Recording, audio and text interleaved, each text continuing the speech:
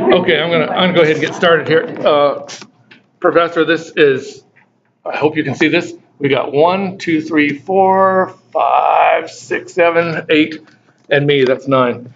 And my subject matter here is, hopefully, is an impromptu after dinner speech. All right, so here goes. Good evening, ladies and gentlemen. I really appreciate you guys being here. Hope you had a good dinner.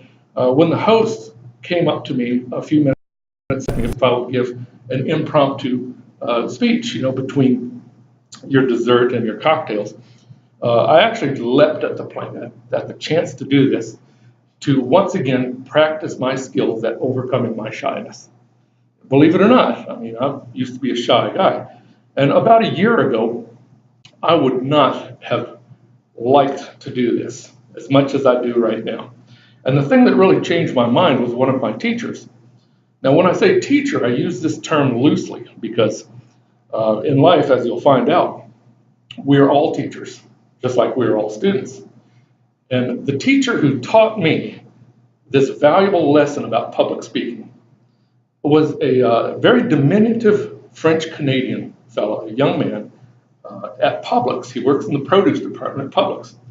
And what I learned from him was that you can mess up. Because that was always my biggest fear, is I'm going to come up here, I'm going to say something outrageous, everybody's going to laugh, it's just going to be, unrecoverable.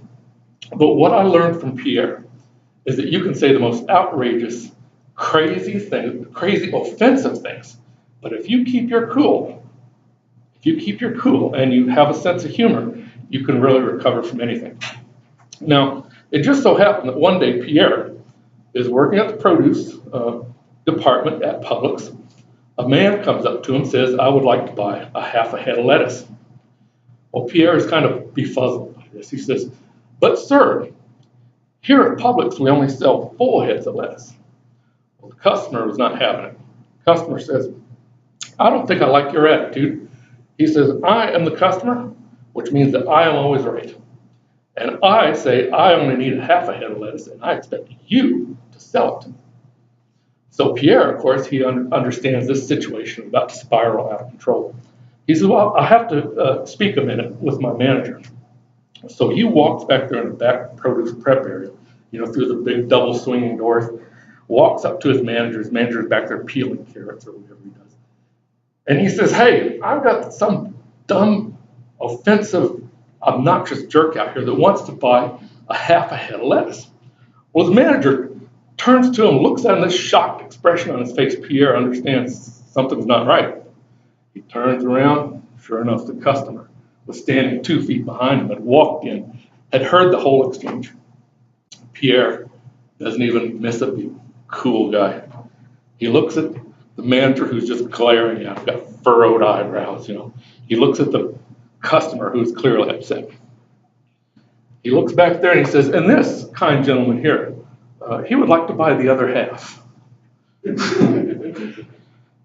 So, of course, everybody got a good laugh about that. They took a head of lettuce, they chopped that thing in half, they rolled it up, with the plastic. Everybody was in a good mood, customers in a good mood, managers in a good mood. The manager's impressed. After the customer leaves, the manager even tells us, "This kid, I got to tell you, I'm impressed. That was some really fast thinking.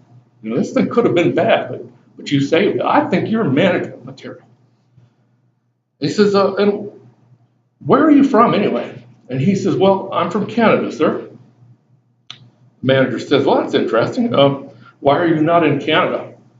He says, "Oh, because one day I was up in Canada and I was looking around and I realized there's nothing up here but whores and hockey players. It's just not for me." And he looks back over at the guy and the manager's looking at him and he's glaring again. He says, "I have you know, my wife is from Canada." Pierre looks at him, blinks, and says, "Well, that's just splendid. What team does she play for?" Anyway, that's it. I won't bore you. Let everybody get back to your cocktails, and I hope I did well. Thank you.